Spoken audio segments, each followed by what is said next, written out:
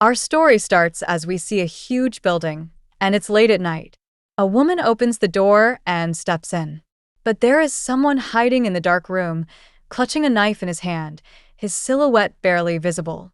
The woman turns on the lights as she enters the room. The sudden brightness reveals the man, but instead of a knife, he's holding a ladle and wearing an apron. With an awkward grin, he exclaims, "Surprise, honey. You've worked hard again today." His wife, wearing a short skirt and carrying a briefcase, steps into the room. Her face shows no emotion at all. She looks at him coldly and asks, "What were you doing with the lights off?" Hearing this, his smile falters and he looks crestfallen. "Oh, you weren't surprised? I was just playing a little prank," he says with an uneasy chuckle. Trying to change the subject, he adds, "Did the business trip go well?" "It must have been exhausting." She doesn't respond and starts walking toward the bedroom.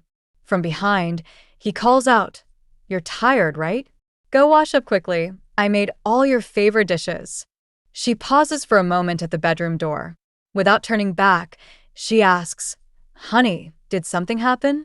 It's not even a special day." He forces a smile, but there's a flicker of nervousness in his eyes. "Do we really need a special reason for this? You've been so busy lately. We haven't shared a meal together for months. I thought maybe tonight we could just have a cozy dinner together." She gives him a cold, indifferent glance before entering her room. "Do whatever you want," she says flatly. "I got it," he murmurs as the door closes. The sound of the door locking feels like a nail in his chest.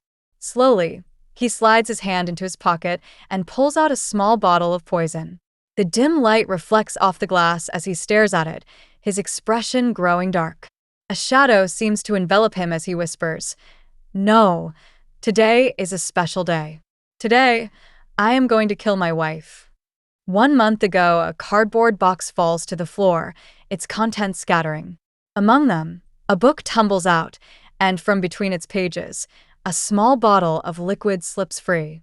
He picks it up, frowning at the label. "What's this?" he mutters. Curious, he searches for the name on his phone. The search results freeze his blood. VX, a poison used for assassinations? He looks at the small bottle in disbelief. Why does Hyun have something like this?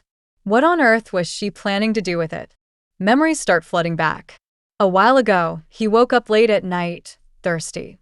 As he walked to the kitchen for a glass of water, he heard her voice, hushed but urgent, on the phone.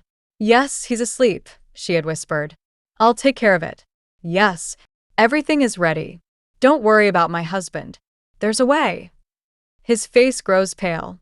Could it be that Hyun is planning to use this on me? He sits on the bed, trembling.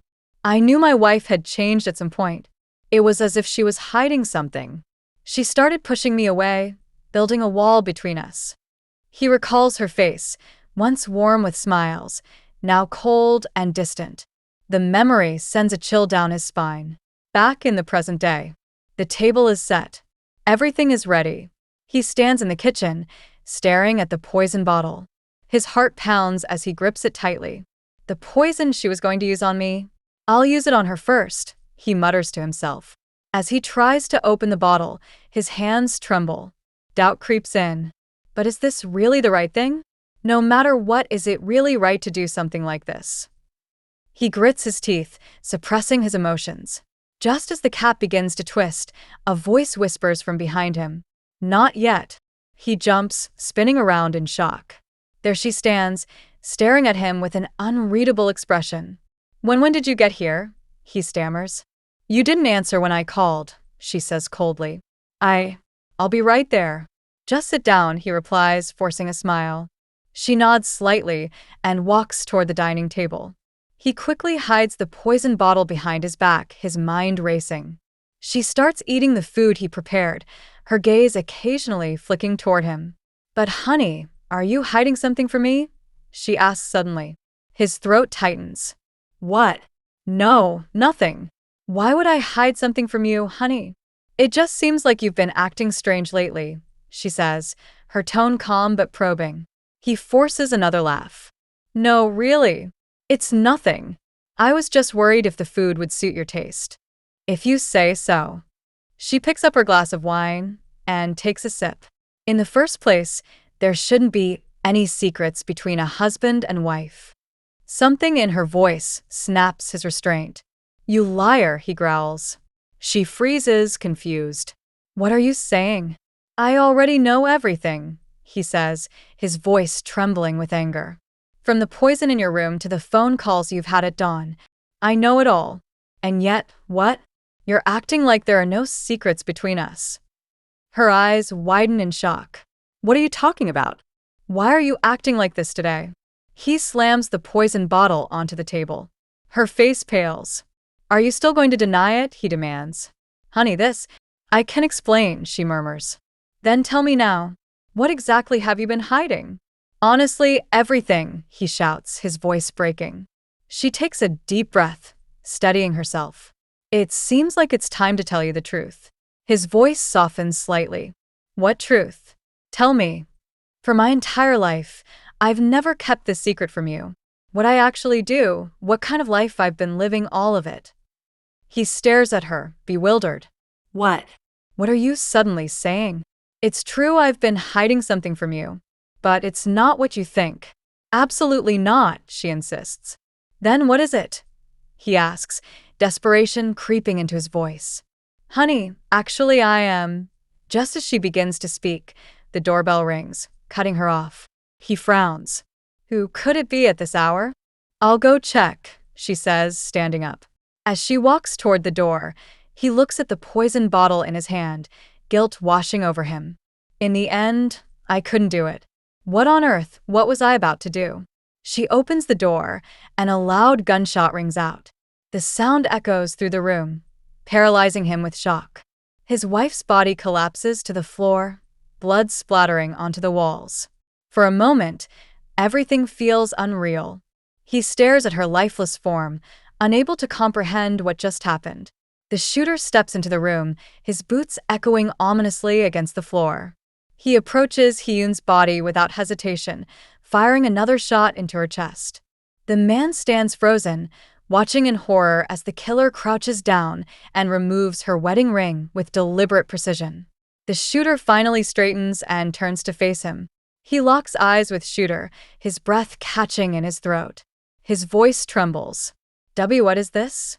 Lehman opens his eyes slowly, his vision blurred.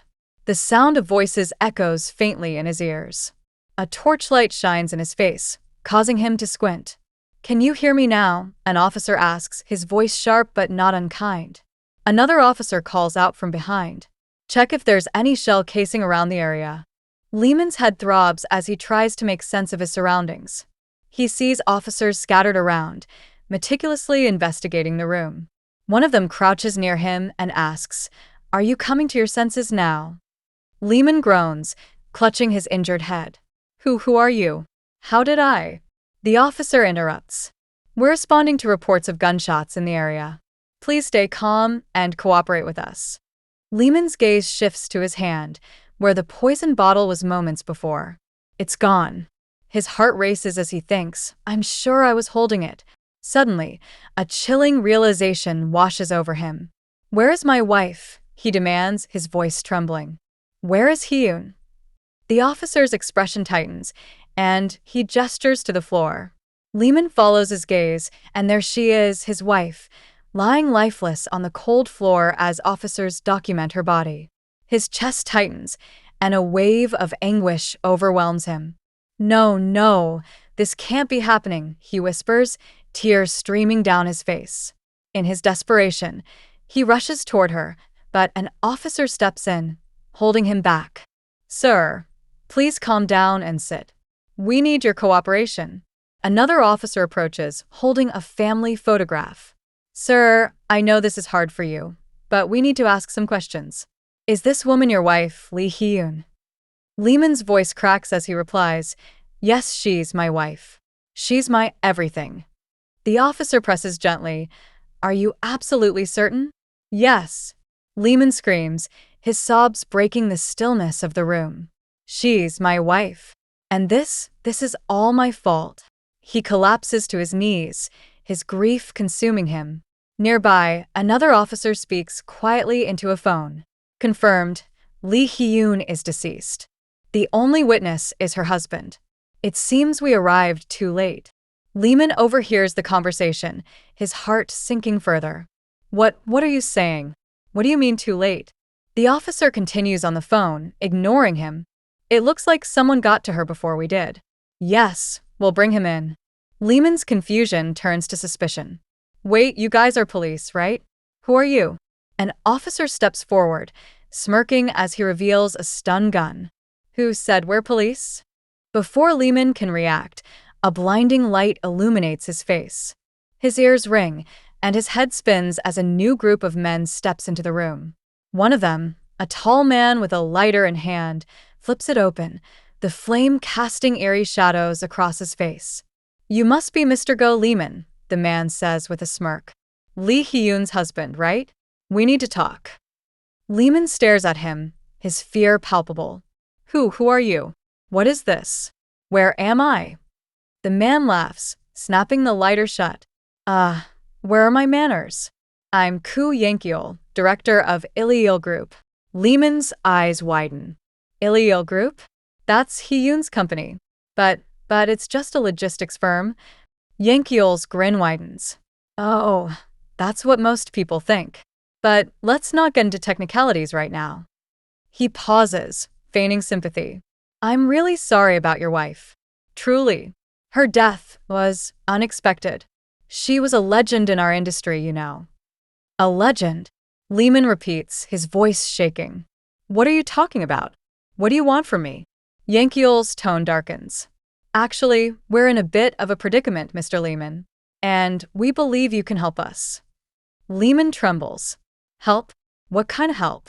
Yankiol plays with his lighter again, the flame reflecting ominously in his eyes. Tell me, who killed Hyun before we could? I don't know. Lehman cries. The person wore a mask. They didn't say a word before disappearing. Yankiol's face hardens. Wrong answer. He signals to one of his men, who punches Lehman in the face, sending him sprawling to the floor. Let's jog your memory, Yankiol says coldly, as another blow lands. Through the haze of pain, Lehman hears Yankiol mutter, "It's such a shame. I really wanted to meet her. The woman who betrayed our chairman, the woman who betrayed my father. She dared to go against Yahello Group. I wanted to kill her myself." Yankiol crouches beside Lehman, pulling a pistol from his coat and attaching a silencer. Since you're useless, it's time to send you off to join her. Don't take it personally, Mr. Lehman. This is just business. Lehman's pleas fall on deaf ears as the cold barrel of the pistol presses against his temple. Just as Yankiol is about to pull the trigger, an axe suddenly flies through the air, severing his hand. Yankiol screams in agony. One by one, Yankiol's underlings began to fall, taken down swiftly and silently by an unseen assailant. Panic spread among the remaining men as the chaos deepened. One of them, frustration evident in his voice, shouted, "What the hell is going on here?" Before he could process the situation, a sudden burst of action erupted, and 3 more of his comrades were taken down in quick succession. Fear gripped the group, and one of Yankiol's more loyal men stepped forward, placing himself between his boss and the unseen threat. "Boss, go down first." "I'll cover you," he barked, his voice steady despite the terror in his eyes. The underling gripped his weapon tightly, his eyes scanning the room for any sign of movement. Behind him, he thought he heard a faint sound, and he spun around sharply. But to his horror, there was nothing, only the lifeless bodies of his fallen comrades sprawled across the floor. Before he could act, a hand shot out from the shadows behind him, gripping his neck with a vice-like hold. He gasped, struggling, as a voice whispered menacingly in his ear. In the movie Blade Runner, there's an organ used to distinguish humans from replicants. "Tell me, what is it?" The underling froze, momentarily stunned by the bizarre question. A movie reference?" he stammered, his voice trembling. "You're a movie buff? What the hell are you doing here?" The voice chuckled softly, cold and menacing, as it leaned in closer to his ear.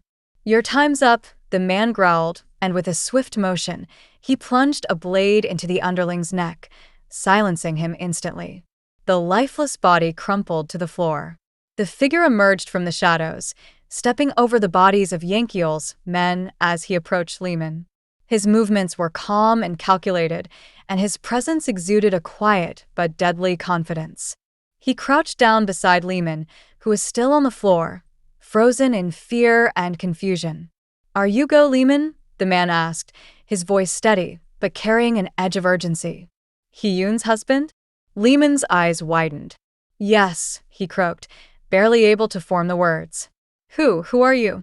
The man offered a small, almost reassuring smile. "She sent me to get you," he said. "From now on, I'll get you out of this mess." Lehman stood in shock as he processed the words that came from the mysterious man standing before him. "What did you just say? Boonskink.com? Hyun sent you? Who the hell is this guy?" he stammered, his voice thick with disbelief.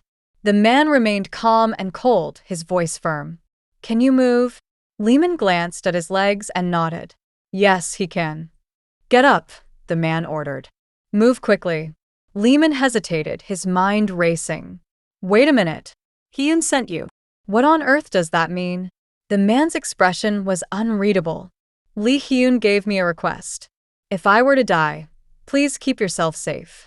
Meanwhile, Mr. Yangchul, wounded and furious, reached for his underling group. "Young master, are you all right?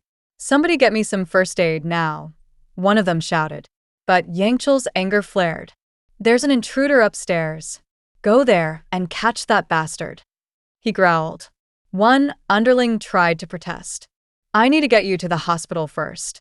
Your condition right now is—" "No," Yangchul interrupted sharply. "Everyone, head upstairs and drag down the one who did this to my hand." The man turned to Lehman, his voice hard with authority. "Listen carefully, Go Lehman. From this moment on, just follow my orders. Don't think about anything. No questions, no hesitation, no doubt. Throw everything else away if you want to live."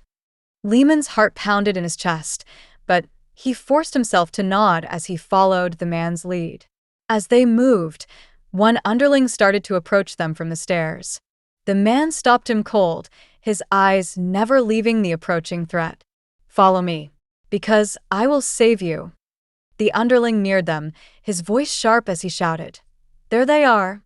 "Lehman, cover your eyes," the man instructed. Before Lehman could react, the trap of stun grenades exploded, blinding both men. The sound of the explosion rang in his ears, his vision blurring as he staggered to keep up with the man. With swift precision, the man kicked the stunned underlings aside and pushed Lehman forward.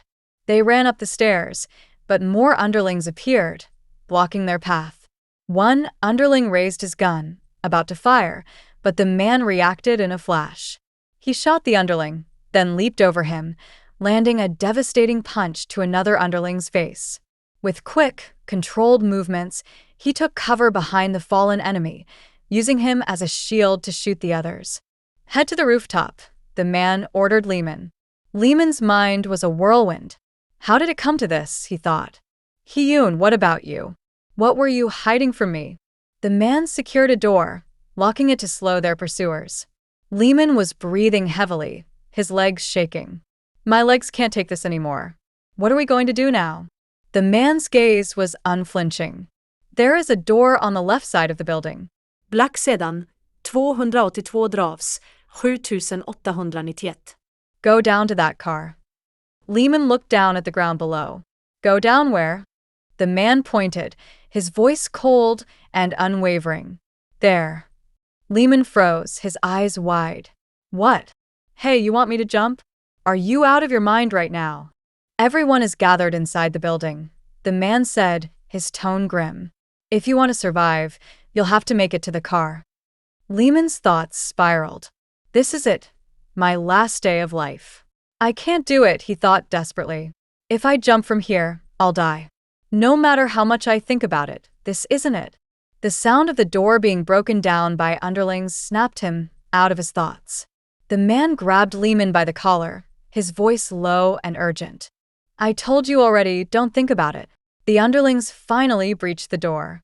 With a sudden motion, the man threw Lehman from the building. Lehman screamed as he fell, his heart pounding in his chest. I'm going to die, he thought, his body plummeting toward the ground. But then, as he neared the earth, he noticed tents below. He crashed into them, but the ropes and the padding protected him. He could hardly believe it. I made it. I'm actually alive. His legs wobbled as he ran toward a nearby door, thinking, I almost died back there. But then, a sharp pain shot through his leg, a gunshot. He collapsed. Yangchul's furious voice rang out behind him. Where are you off to in such a hurry, Mr. Go Lehman? Lehman tried to get up, but Yangchul was already there, kicking him in the face. Could this be Hyun's doing? That bitch is still playing games even after she's dead. Lehman, disoriented, stared up at him. Wait! Why are you doing this to me? Yangchul's eyes burned with rage. Why am I doing this? Because she killed him. His voice trembled with anger. Lee Hyun killed my father. Lehman's mind raced. What are you saying? Yangchul sneered. So, you're just like her, following in her footsteps. As he prepared to strike the final blow, a crash sounded behind them. The mysterious man appeared, his voice cutting through the tension. In the John Wick movie, John Wick has a dog that was a gift from his wife. What is the name of the dog? Yangchul whipped around, aiming his gun, but the man was faster. He grabbed Yangchul's wrist, preventing the shot, and with a precise strike, injured Yangchul's hand, then followed up with a brutal blow to his chest. If you pull that out, you'll bleed to death, the man warned coldly. Yangchul, trembling in pain and fear, snarled, I'm going to kill them. I will definitely find you and kill you. As the man and Lehman fled in a car, the man handed Lehman a bottle and some cotton. Clean your wounds, he said. Lehman looked at the items, his confusion mounting. What the hell is this all about? Those people before, and you. What does this all have to do with Hyun? The man handed him a red file. Lehman opened it, his heart pounding as he flipped through the pages. What is this? He asked, his voice barely above a whisper. The man's eyes remained cold. There are things you need to know, Mr. Go Lehman. Your wife, Lee Hyun, is a killer. Lehman's face contorted in shock as he exclaimed, Hey, wait a minute. Hyun is a killer? What the hell is this? The man remained calm. You'll hear the details from the person you're about to meet soon. The car came to a halt, and the man stepped out, motioning for Lehman to follow. Despite the injury to his leg, Lehman, leaning on the man for support, hobbled along silently. They approached a building marked with a church insignia. At the gate, a guard turned to someone inside and announced, Sir, we have a guest. From within, a voice responded, Oh, Mr. Go Lehman? I'm so glad you arrived safely. Lehman, his mind still racing, asked sharply, Who are you? The man emerged, introducing himself with a polite nod. Let me introduce myself. My name is Kim Muyul, and I am the direct secretary to the chairman of Yahello Group. I've come to help both of you, at Ms. Hyun's request. Kim Muyul began tending to Lehman's injuries, stitching his wounds with practiced efficiency. Okay, that's all, he said, setting the tools aside. Turning to the man who had rescued Lehman, he continued, I was very surprised to hear from you. I heard that you already had a guard hired in advance, but I never expected it to be you. Kim's gaze shifted to Lehman. You must have been very surprised, especially regarding Hyun. His face and voice reflected sorrow. I really can't believe it. Of all things, it had to be this. Lehman, his voice trembling, asked, Excuse me, I heard everything on the way here. Is it really true that Hyun? Kim Muyul's expression grew somber. That's right, Mr. Go. You should know the truth now. Kim began to explain, his voice steady but heavy with significance.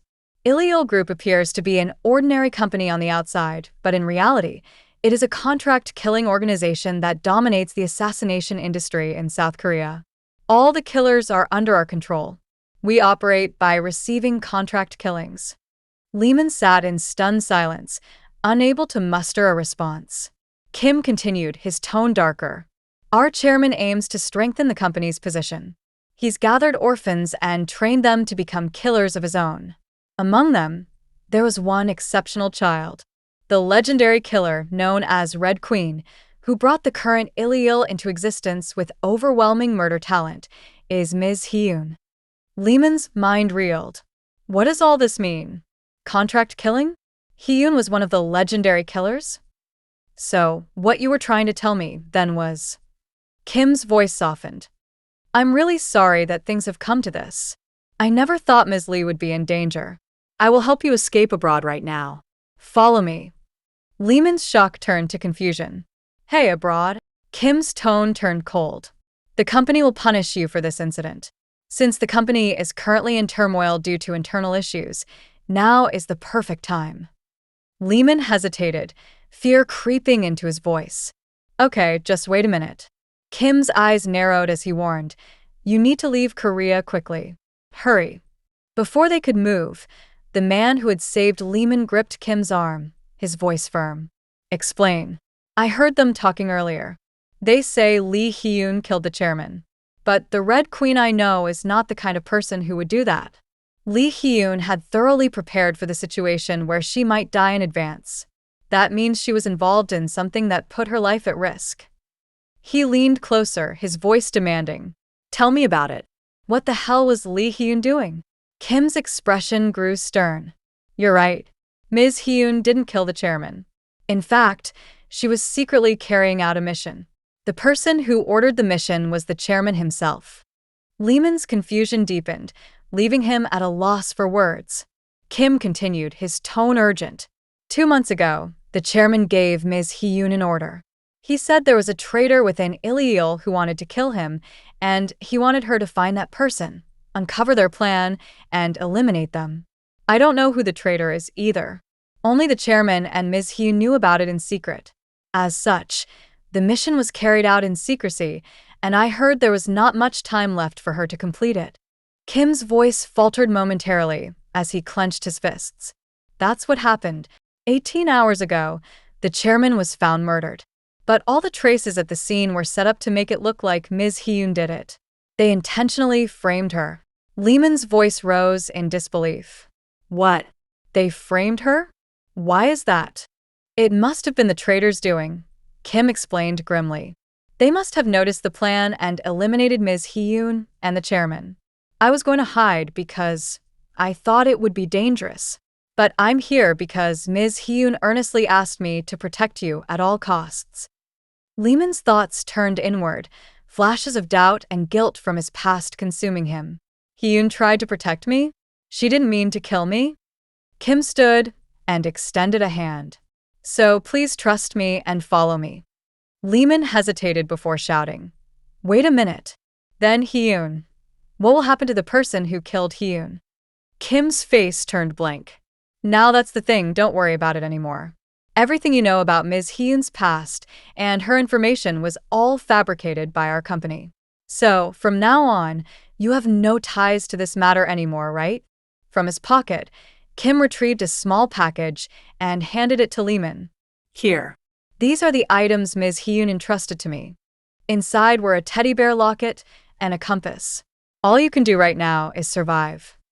Kim's voice dropped to a whisper. Forget everything about Ms. Hyun and live. Lehman stood, the items trembling in his hands, his emotions in turmoil. Meanwhile, in another part of the city, a large building came into focus. Yangchul, left behind in a previous confrontation, sat on the floor nursing his injuries. A man in a black suit approached, his presence foreboding. Yangchul looked up, desperation in his voice. What? Why are you here? No, actually it's fine. Help me quickly. My hand is… Without a word, the black-suited man drew a gun and shot Yangchul in the head. He pulled out a phone, dialing a number. I've handled it as you instructed, he said calmly before adding with an evil smile, let's proceed. Back at the church, Kim checked his phone and froze in panic. Oh, how can this be? We're in trouble. Just now, there's a bounty to kill Lehman. $1 billion. Kim turned to the others, his voice urgent. Killers will come here soon. Those who are aiming to kill you will come here. Lehman, his voice quaking, asked, Okay, wait a minute. A bounty? What the heck is going on now? Suddenly, The glass door shattered as a masked killer leaped into the room, swinging a massive hammer toward Lehman. The man reacted instantly, kicking Lehman out of harm's way. The killer, his masked face turning toward Lehman, sneered. "Thank you for the meal." Lehman stared at the masked killer in disbelief, his voice trembling as he muttered, "$1 billion dish?" The killer, undeterred, lunged at Lehman with another vicious blow. Before the attack could land, a man stepped in, his presence commanding and swift. With a steel nail in hand, he struck the killer's mask with precision, sending the assailant sprawling to the ground. Lehman staggered back, his life spared by a narrow margin. "Mr. Lee, quickly now." Kim Moo-yeol's urgent shout pierced the tense air, pulling Lehman back to the gravity of the situation. The man turned to the fallen killer, his voice calm but cutting as he asked, "Question. In Exorcist, a demon possesses a girl. What is the demon's name?" The killer's rage boiled over. "You bastard," he roared, swinging his hammer at the man with ferocity. "Do you want to die? Do you want to die?" Meanwhile, Kim Moo-yeol ran through the chaos, desperate to ensure Lehman's safety.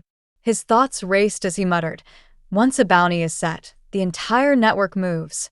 They notify the killers of the target's location in real time. They even block all routes to go abroad.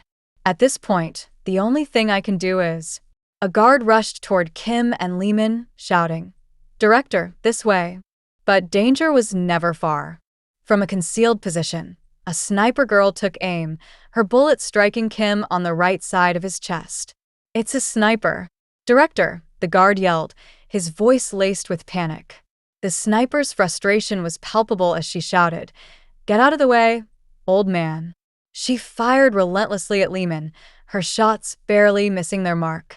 The guard grabbed Kim, his voice shaking. "Director, are you okay?"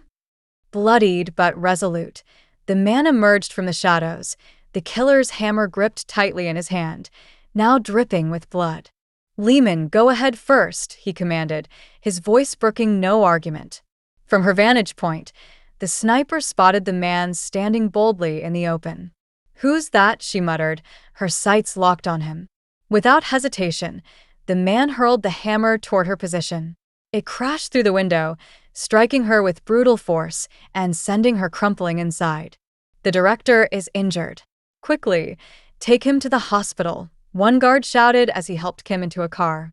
Another guard turned to Lehman, urgency etched on his face. "Mr. Lee, come here, quickly."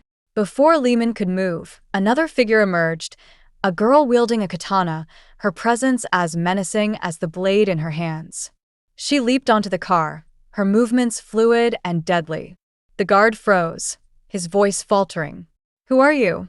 The girl answered with action, not words, slicing through the guards with brutal efficiency. Blood splattered as limbs were severed, and bodies crumpled to the ground. She turned her attention to Lehman, her katana poised to strike. But before she could deliver the fatal blow, the man intervened once more. He launched himself at her, his kick connecting with her face and sending her sprawling. She rose quickly, her breath heavy and her eyes blazing with fury. "You son of a bitch," she spat. "Why are you stopping me?" Chaos unfolded as the terrified driver, witnessing the carnage, started the car and sped away. "Wait!" Lehman shouted desperately as the vehicle disappeared into the distance.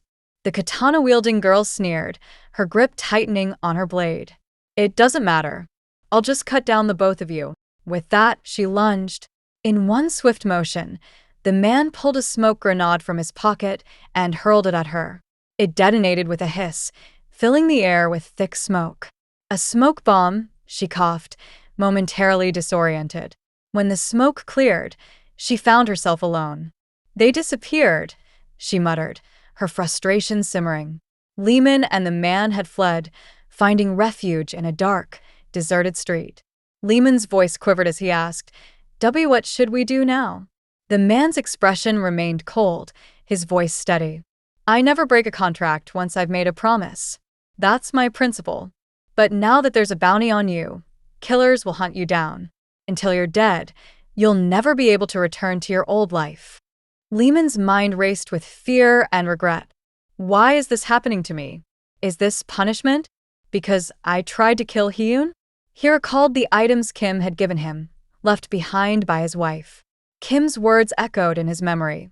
Here, these are the items Ms. Hyun entrusted to me. Right now, all you can do, Mr. Lee, is survive. The man's voice snapped him back to reality.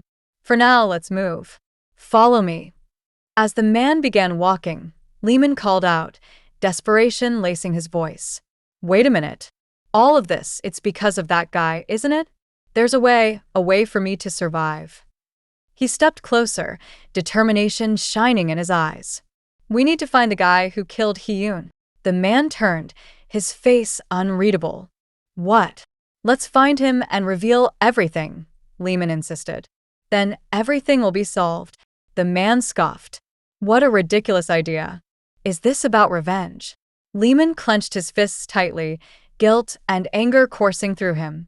I did something horrible to Hyun, a terrible thing, one I can never be forgiven for. His mind flashed to the masked man who had taken his wife's life.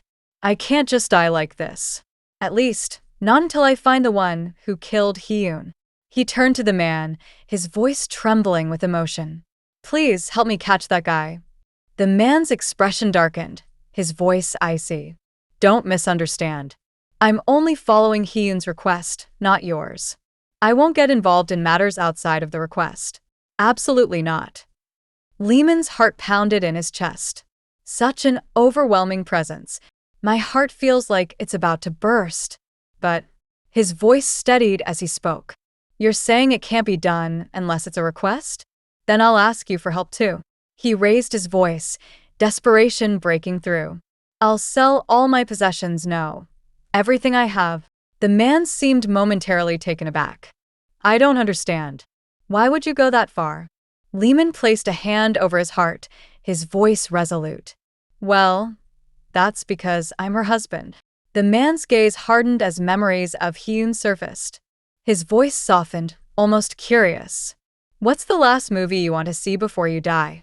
Lehman blinked, stunned by the odd question. Excuse me? A movie?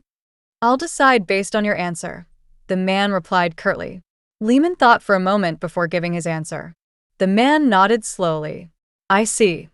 Their conversation was abruptly interrupted as another figure stepped into view, a man with a knife and hammer, his clothes and weapons drenched in blood.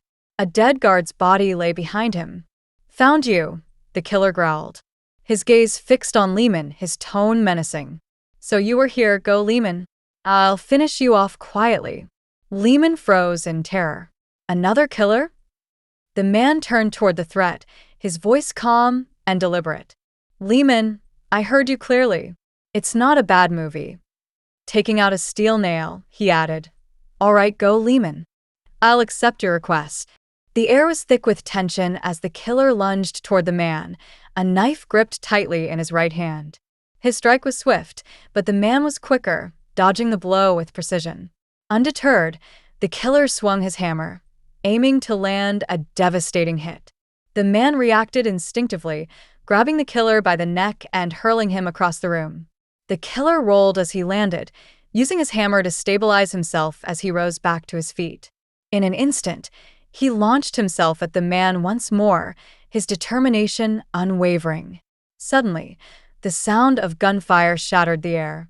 The sniper girl had appeared, her face streaked with blood and fury blazing in her eyes. She unleashed a torrent of bullets in their direction. You fucking bastard, she screamed, her voice trembling with rage. Without hesitation, she fired again, her shout echoing through the chaos. D. The man, recognizing the danger, grabbed Lehman and hoisted him onto his shoulder. Together, they fled from the relentless gunfire. Not far away, the katana girl caught the commotion, the sound of gunshots slicing through the night. Gunshot? She muttered, her curiosity piqued as she changed direction to investigate. The sniper girl, now reloading her weapon, cursed under her breath. Damn it, she spat, her frustration mounting as she scanned her surroundings. Where is he hiding? I'm sure he couldn't have gone far. A faint metallic clink caught her attention. Whirling toward the sound, she opened fire without hesitation. "There you are," she shouted, her voice tinged with triumph. But as the smoke cleared, she realized she had only hit a discarded steel can. The man had set the distraction, buying himself precious time. From his hiding spot, he waited in silence, concealed in the shadows mere steps away from the sniper girl. When the moment was right, he emerged, grabbing her gun before she could react. She froze in shock, her anger momentarily replaced by fear. Before she could act, the man's focus shifted. From the corner of his eye, he saw the killer charging toward them, his hammer raised high. Reacting swiftly, the man fired at him, forcing the killer to dodge. In the chaos, the man sidestepped and maneuvered the sniper girl directly into the killer's path. Their heads collided with a sickening thud, sending both to the ground. Lehman, watching the scene unfold, stood frozen with fear. His thoughts spiraled. "This is bad. I need to hide, but my legs won't move." His panic was interrupted by the sudden appearance of the katana girl. She descended from above, her blade glinting in the faint light. "Found you," she hissed, her voice laced with malice as she struck with her katana. Lehman stumbled backward, narrowly avoiding the attack. The katana girl's eyes burned with fury as she pointed her weapon at him. A twisted smile spread across her face. "How dare you try to run away?" she sneered. "You think you can escape from this land spider?" With a battle cry, she lunged at him again. D. The man appeared just in time, intercepting her attack. With a powerful strike, he disarmed her, sending the katana clattering to the ground.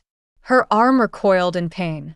Before he could catch his breath, the killer re-entered the fray, his knife aimed for the man's heart. But the man blocked the blade with his gun and, in a fluid motion, grabbed the katana girl and threw her into the killer. The impact sent both of them sprawling. The killer, unyielding, stood again. He glanced at his hammer and saw it was broken. Discarding the wooden remnants, he addressed the man with a smirk. "I think I know who you are," he said, his voice low and menacing. "I've heard the rumors. You're the one who asks movie names before killing your target. One of the top killers in the industry right now." Lehman's heart sank as the words echoed in his ears. The killer continued, his grin widening. "Movie fanatic," he said, his voice dripping with mockery. He pointed toward Lehman. "Hand him over to me." The man, now revealed as the infamous movie fanatic, remained calm. His voice was cold and deliberate. "You're talking too much," he said, gripping the katana firmly in his hand. With a flick of his wrist, he motioned for the killer to come closer. Come. "So that's how it is," the killer growled, his expression darkening. "If you want it that way." He charged with full force, his knife poised to strike. But the movie fanatic moved like a shadow, slicing through the killer's stomach in an instant. The killer stumbled back, his eyes wide with disbelief.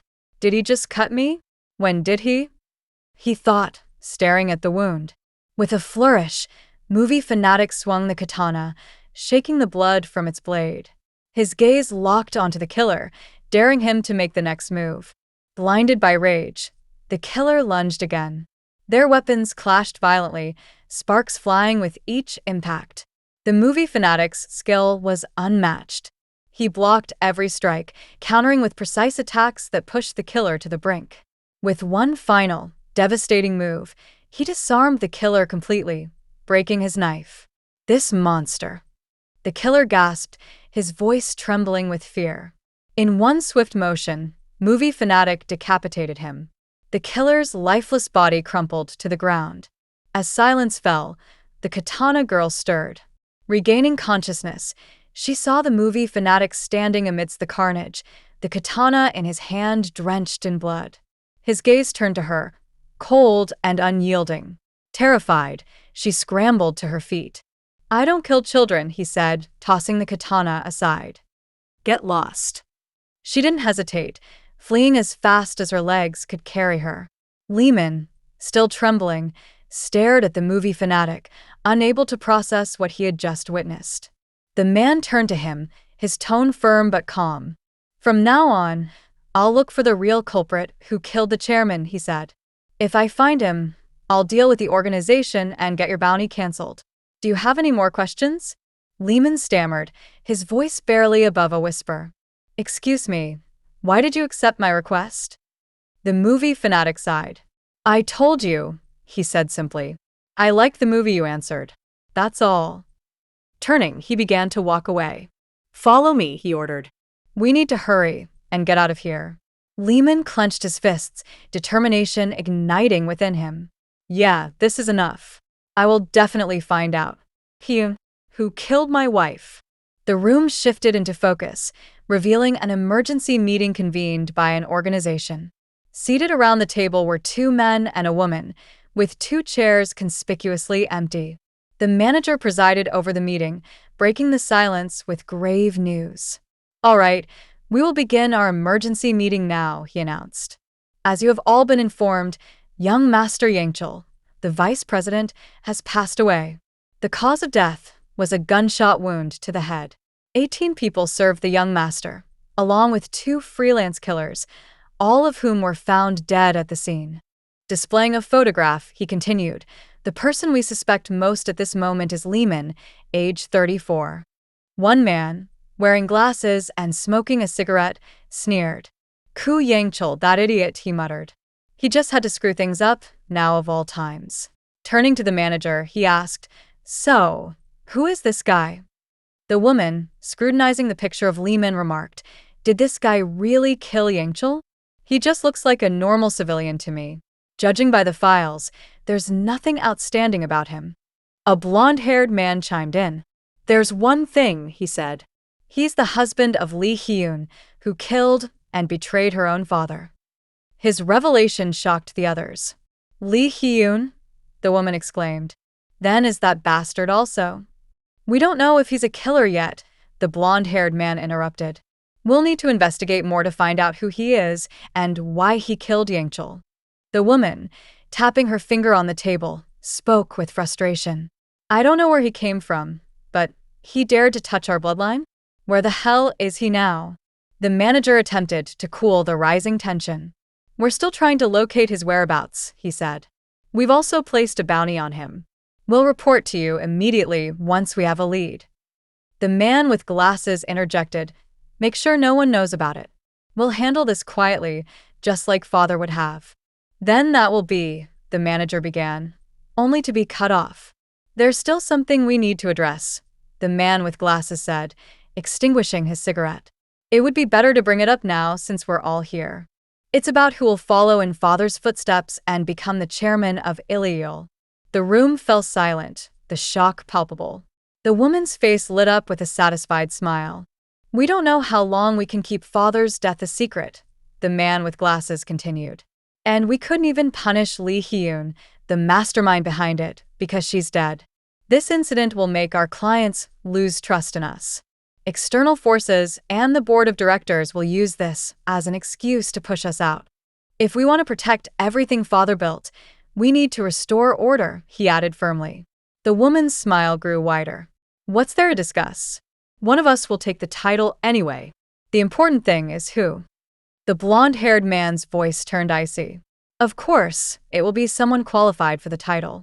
Qualified? The woman retorted sharply. That sounds like you're talking about yourself, you opportunistic snake. The blonde-haired man smirked. It's a chance for you too, he said coldly. Since father never considered you a candidate. Anger flared in the woman's eyes. You bastard, she spat. Stop it, the man with glasses shouted, cutting off their argument. Nothing good will come from us fighting each other. We need to set things right. Until the official process, I, the eldest son, will act as the temporary chairman. Are there any objections? The woman slammed her hands on the table, rising to her feet. What? Who says you can do that? That's absolutely unacceptable. The blonde-haired man joined in. You're planning to use this chance to slowly become the chairman, aren't you? What's wrong with you two? The man with glasses shouted back. I'm asking you to help me protect our company. This is the time we need to come together as a family. Family, the woman sneered, her voice dripping with venom. We've all been trying to kill each other until now. We've only paused because of the funeral. Decide on a chairman? Fine. But all three of us have no intention of letting anyone else take that title. In the end, we'll still fight. So, what do you propose? The man with glasses asked. A suggestion, the woman said, pointing at Lehman's picture. Whoever kills this bastard first will become the chairman. What? The man with glasses exclaimed. It's simple, the woman said firmly. Lee Hyun's husband and the one who killed Yangchul, whoever deals with him first takes the title. It's fair and avoids arguments. The blonde-haired man's voice cut through the tension. Not bad, he said, observing the proposal with interest. A punishment for the one who betrayed Iliel. The one who gets revenge for our family becomes the next chairman. I'll participate. The eldest son remained silent, his face betraying his disapproval. He finally stood up, his expression full of frustration. The topic of the next chairman is on hold for now. Disperse. The woman frowned. He always causes a fuss when things don't go his way. By the way, why can't I reach Director Kim? What is he doing in a situation like this? The scene shifted to Kim Mu-yeol in a car, wounded and being driven to safety. Sir, are you all right? The driver asked. I'm fine, Kim replied. What about Lehman? I'm sorry, the driver said. I couldn't do anything in that situation. Kim's eyes widened. Turn around immediately, he ordered. Sir, calm down. It's too dangerous to go back now, the driver protested. Lehman is in danger. Kim shouted. Suddenly, a car appeared ahead, heading straight toward them. Meanwhile, in another room, a man's body lay lifeless in a bathtub. A girl, Iman, spoke into a wireless device. I just finished. I made it look like the target committed suicide, she said. Good work. Thank you as always, Iman, a voice replied. Iman grabbed her coat. I'll pack up and head back now. A new client wants to meet you right now, the voice informed her. Right now? Where? Iman asked. No need to go anywhere. They're coming to you. Amon Stephenette. What? What are you? She turned toward the door as it opened. A man entered. It's been a while, Iman, he said, removing his glasses. Standing beside him was Lehman. Movie fanatic? Iman exclaimed, her gaze shifting to Lehman. And Lehman? The man spoke calmly. We'll explain slowly, but it looks like you'll have to help us from now on. Iman's mind raced, trying to piece together what was happening. 8 hours earlier, Lehman and Movie Fanatic were driving together, the silence between them tense. Lehman glanced toward his companion and hesitated before asking, How should I address you? Should I just call you Movie Fanatic? Movie Fanatic responded with a cold, cutting tone. Is that really important right now? Lehman turned away, unsettled. His thoughts churned. He's terrifying. Do I really have to work with him? He stole another glance at the enigmatic man beside him and wondered, what was his connection to Hyun? Breaking the silence, Movie Fanatic spoke first. We need clues to catch him. Any idea where we could find some? Lehman hesitated, then offered. I'm not sure. Maybe we should check my house? There might be something there. Movie Fanatic immediately countered. Iliel probably has eyes on your place by now. Lehman frowned. What do we do now? Then, as if remembering something crucial, he produced a small teddy bear ring. I have this. It was one of Hyun's heirlooms. It looks like a key, but I don't know what it unlocks. Movie Fanatic studied it in silence, then finally said, I think I know where it goes. Lehman couldn't hide his surprise. How does he know? They soon arrived at a laundromat with a teddy bear logo above the entrance. Lehman stared in disbelief. A laundromat? Why here? Where is he going? Inside, an old man greeted them warmly. Welcome. What brings you here? Without a word, Movie Fanatic held up the teddy bear ring. The old man's cheerful demeanor shifted subtly as he chuckled. Oh no, the teddy bear seems to be in bad shape. His hand, however, discreetly pressed a red button beneath the counter. Moments later, armed men emerged from hidden corners, guns aimed squarely at Lehman and Movie Fanatic. The old man's voice was sharp now. Don't try anything funny. Tell me, why do you have one of my client's keys? Terrified, Lehman stammered. I received it. It's one of my wife's heirlooms. The old man raised an eyebrow. An heirloom? Lehman nodded frantically. Yes, I'm her husband. This key belonged to my wife. The old man's eyes widened. Her husband? Can I ask, what's her waist and foot size? Lehman, confused, answered. Huh? It's 150 and 270. The old man paused, muttering to himself. 150, 270. That's right. He nodded as if confirming something. One of my clients used to bring her husband's clothes from time to time. It was a while ago. He gestured toward a door. Follow me. Inside an elevator, the old man continued. There are people who would do anything to keep their secrets buried. This is their haven. Since you've received the key, you are officially my customer now. He handed the key to an attendant and instructed, Room 5. When the door to Room 5 opened, Lehman and movie fanatic froze in shock. What is this? Lehman asked, his voice trembling. Movie fanatic answered, it's a private warehouse operated in secret. Lee Hyun must have used this place. Lehman scanned the room, his eyes falling on a wall covered with photographs. These people. Movie fanatic interrupted, his tone sharp. Wait. That's the organizational chart of Yahello. Was she investigating them as part of her mission? We're in luck with this. We'll be able to catch him. Lehman's thoughts raced. There are clues about who killed Hyun in here?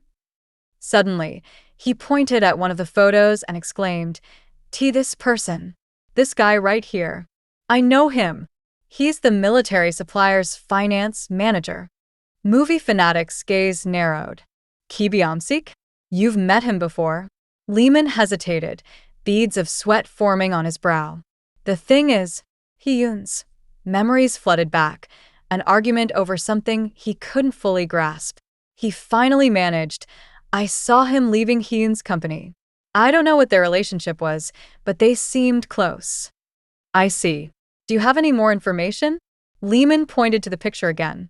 No, but if his pictures are hung up here, doesn't that mean he's involved? Let's investigate him first. Movie fanatic picked up a knife from the room. You have a point. All right, let's start with him. Then his tone turned grim. However, this is too dangerous for just the two of us. There might be a time when I won't be able to protect you. I know a killer who could help us, although he does have some flaws. Lehman's face lit up. Wow, that's perfect. It would be great if we had an extra hand. Later, as movie fanatic recounted this to Iman, she erupted. What do you mean, just? The chairman of Yahello was murdered. The Red Queen? And now false accusations. What nonsense are you spouting after appearing out of nowhere? Lehman, observing her anger, thought, she doesn't seem eager to help us out. I'm absolutely not helping you. Iman continued. Even if it's a favor, I don't want to get involved in this mess. But movie fanatic's icy tone cut through her resistance. You owe me. You haven't forgotten, right? Iman froze. What? The killer's rules, movie fanatic said firmly. You must repay the favor you've received. You can repay that favor right now.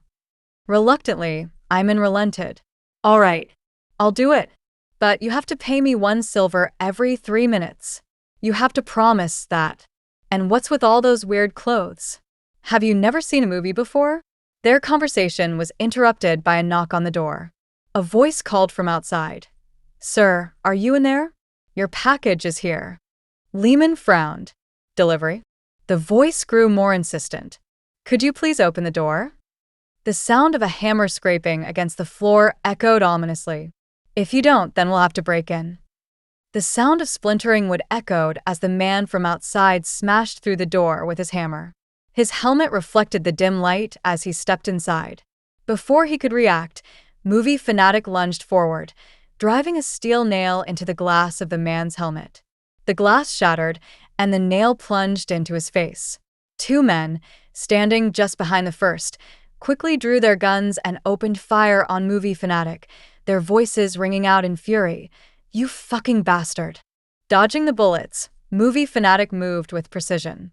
In a flash, he closed the gap between himself and the 2 men, delivering a swift kick to one's leg. The man crumpled to the ground, taking his partner down with him. Nearby, another man with a pistol, enraged by the chaos, rushed toward movie fanatic, intent on killing him. But before he could act, Iman intervened. She crept up behind him, looping a rope around his neck and pulling tight. Her focus shifted suddenly as she noticed someone else approaching from behind. "Stop! What the hell are you doing?" a voice shouted. Spinning around, Iman sprinted toward the newcomer and delivered a hard slap. The helmet flew off, revealing the face of a woman. Iman froze in disbelief. A woman? She thought, shocked. Amidst the confusion, Lehman spoke up, his voice shaky. What's going on? Why did that guy suddenly? Before he could finish, movie fanatic cut him off. "I told you something was off with the last guy," he said. "That guy has a serious condition. He shakes uncontrollably when he sees a woman, a fear of women." Lehman's face twisted into a mix of shock and bewilderment. Meanwhile, Iman hit the ground, having been struck by the woman. From behind a wall, the woman yelled to her partner, "Never mind him. Who the hell are those guys?" The man, still rubbing his neck where the rope had been, responded, "I don't know. There are 2 men over there. Report came in. Target spotted. Did they show up because they saw that?" Suddenly, the man with the helmet charged at movie fanatic, hammer raised, shouting, "Die!" Movie fanatic sidestepped smoothly, grabbing the man by the face and firing a shot into his stomach. The bullet hit the man's vest, which absorbed the impact. Gritting his teeth, the man with the helmet pushed back with renewed strength, slamming movie fanatic into the wall, the hammer pressing against his neck. The woman seized the moment, raising her gun to shoot Lehman. Movie fanatic, despite his precarious position, spotted her and fired a shot, hitting her hand. The pistol clattered to the ground. Lehman and the woman locked eyes, both noticing the fallen weapon. Lehman acted first, diving for the pistol and grabbing it. But the woman wasn't done. She drew a knife and lunged at him. Before the blade could land, movie fanatic intervened, grabbing her arm. With a swift motion, he slashed her chest, sending a spray of blood into the air. The woman staggered but retaliated with a hard kick to movie fanatic's leg, knocking him to the floor. Grabbing him by the collar, she screamed in rage, "What the hell are you doing? What are you doing, you fucker?" She raised her knife to deliver a fatal blow, but movie fanatic acted fast. He grabbed his own knife and drove it into her chest. With a powerful kick, he sent her flying backward. The force of the kick sent her crashing through a window. She plummeted from the building, her body landing with a sickening thud on the roof of a car below. Inside, Iman, Lehman, and movie fanatic jumped into their car and sped away. Iman groaned, clutching her head. My head. Of all times to get sick." Lehman glanced over at movie fanatic, concern evident on his face. "How did they know our location?" Movie fanatic didn't respond immediately. Instead, he took Lehman's hand and stabbed it with a sharp object, extracting a small tracking device. "This isn't something from Yahello. Who planted it?" he muttered, examining the device before tossing it out the window. His gaze turned serious. "Something feels strange." The scene shifted to a dimly lit room where Kim lay on a mattress. His eyes fluttered open, confusion clouding his face. "Where am I? Where is it?" he murmured. A light poured in as the door creaked open. A figure entered, his face obscured by shadows. Kim sat up, his voice trembling. "Who are you?" "Hey, where exactly is this place? I was in a car accident, but the bullet..." The man in the dark spoke, his tone cold and commanding. "Don't betray your master." Kim blinked. "What?" "Just go where the gun is aimed," the man continued. "You and Lee Hyun were the loyal bullets of the former chairman. But now, that gun is aimed at me." Kim stared in stunned silence. The man leaned closer, his voice a low growl. "Tell me who else is involved in this matter." Kim's face twisted with fury. "It was you, the traitor, who killed the chairman. Go to hell, you piece of shit." A sinister smile spread across the man's face. "I was hoping you'd say that." He signaled his guards, who opened fire, riddling Kim with bullets until he lay lifeless. From behind, a woman entered the room, her voice calm. Congratulations. There's no more danger. The man shook his head. No. No matter how clean the cleanup is, a trace will always linger. The chairman's children will soon catch the scent. Let's speed up the project. What about Go Lehman? The woman asked. It seems they've removed the tracker. The man waved dismissively. Leave it. Let's see how far they get. A cold smile spread across his face. He seems like quite an interesting fellow.